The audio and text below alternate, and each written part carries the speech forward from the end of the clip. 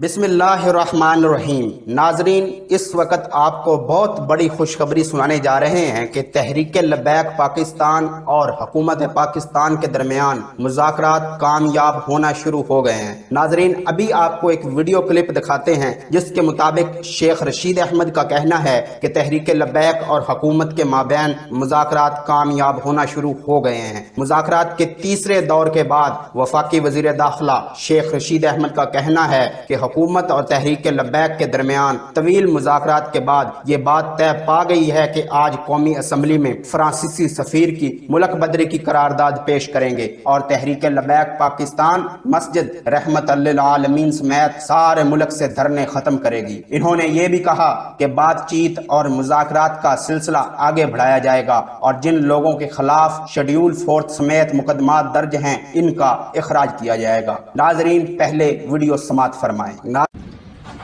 हुकूमत पाकिस्तान और तहरीक लबैक पाकिस्तान के दरमियान इत्तेफाक राय से तय कर लिया है कि फ्रांसीसी सफीर की मुल्क बदरी की करारदाद आज 20 अप्रैल को पार्लियामेंट में पेश की जाएगी।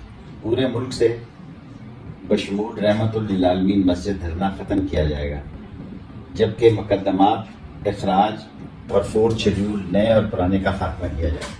नाज़रीन, तहरीक लबैक पाकिस्तान के रहनुमा ने यह भी बताया है कि हुकूमत इनकी जमात से पाबंदी हटाने पर रजामंद हो गई है, ताहम TLP के तर्जमान ने तस्दीक या तरदीद नहीं की, जबकि हुकूमत भी इस हवाले से फिलहाल अभी खामोश है। नाज़रीन, रहमत लिल आलमीन मस्जिद के बाहर धरने के शुरका से खिताब करते हुए तहरीक लबैक पाकिस्तान के सीनियर रहनुमा फारूकुल हसन ने धरने के शुरका को बताया कि इनकी मुज़ाकराती टीम के सरबराह मुज़ाकरात के हवाले से आज दिन 11 बजे के बाद ऐलान करेंगे, ताहम इनकी जानब से धरना खत्म किए जाने का ऐलान नहीं किया। नाजरीन, अगर आपने हमारा चैनल आसिफ बरेलवी सब्सक्राइब नहीं किया तो इसको सब्सक्राइब करके बेल आइकन को दबा दें ताकि आपके पास मजीद वीडियो का नोटिफिकेशन बार वक्त पहुंचता रहे।